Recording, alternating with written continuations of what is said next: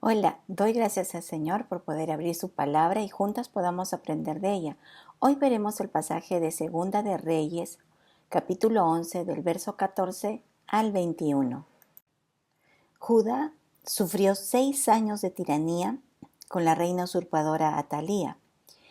Ella, que no tuvo ningún escrúpulo para mandar a asesinar a todos los descendientes de David, no tendría ningún escrúpulo para asesinar a cualquiera que se le interponga en sus planes.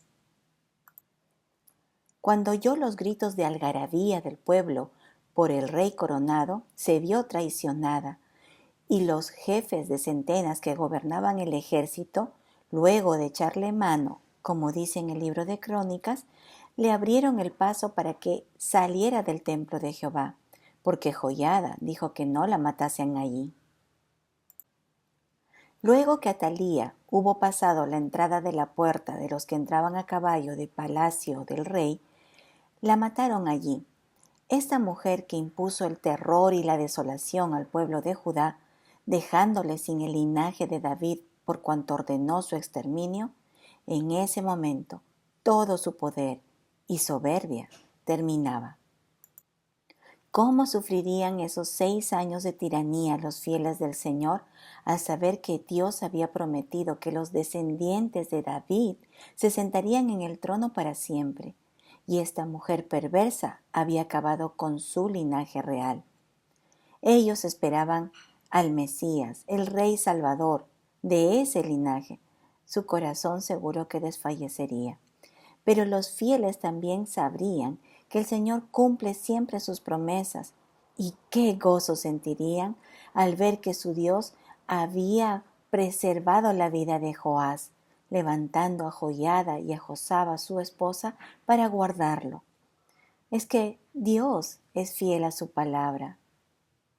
Ningún mal, ningún plan de los perversos podrá impedir que lo que ha dicho Dios y ha prometido se cumpla. Joiada, el sumo sacerdote, dio la orden que todo aquel que siguiera a Atalía debía ser muerto a filo de espada. Ciertamente Atalía pagó por sus crímenes, y todos aquellos que le seguían no podían continuar en medio del pueblo. ¿Se imaginan que esos hombres y mujeres que mostraban fidelidad a una perversa continuaran entre la congregación del pueblo de Dios en Judá? De hecho, que Joiada lo tenía muy claro. Si esas personas acompañaban, avalaban, justificaban, permitían las perversidades de Atalía, era un foco infeccioso para el pueblo de Dios.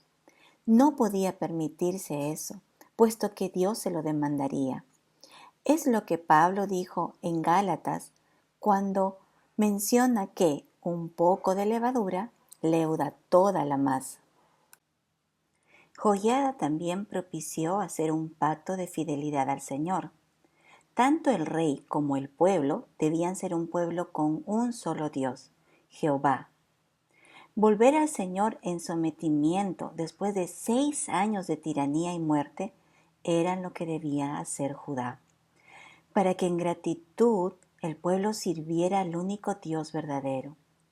Después de ser librados de la maldad, el pueblo debía entender que Dios había permitido la presencia y autoridad de Atalía para probar su corazón, porque en momentos de crisis se prueba la fidelidad del pueblo de Dios.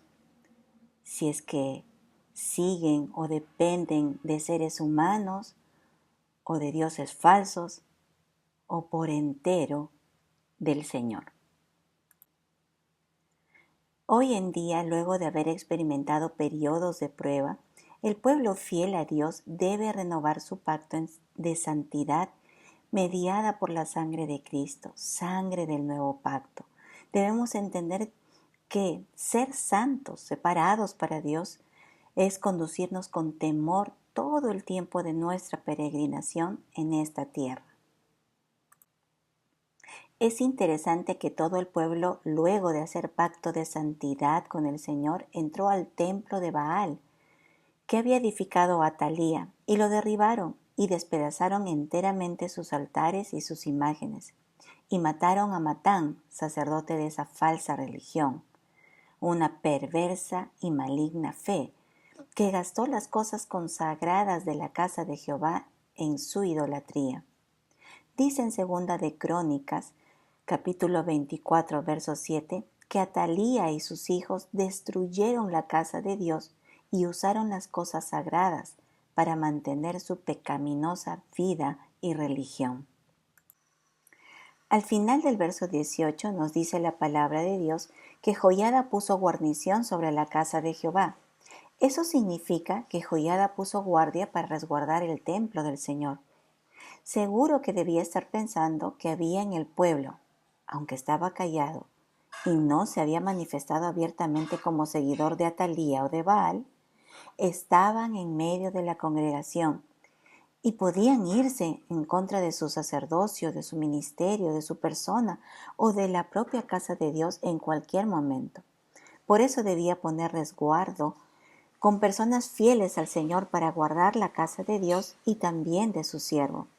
Joiada animó también al pueblo a tener un pacto entre ellos y el rey. Lo que estaba enseñando este temeroso siervo de Dios al pueblo es que debían ser leales al Señor, sujetarse al rey, y que el rey, al hacer pacto con el pueblo, debía comprometerse a servirles en el temor de Dios. Una triada en la que se mantuviera una relación genuina, un vínculo de tres partes donde Dios fuese glorificado. Así, la Iglesia de Cristo debe someterse al Señor y ser leal a quien Dios le ha puesto como autoridad, en resguardo continuo de la santidad y sujeción a la palabra de Dios. Nos vemos en la siguiente lección. Dios las bendiga.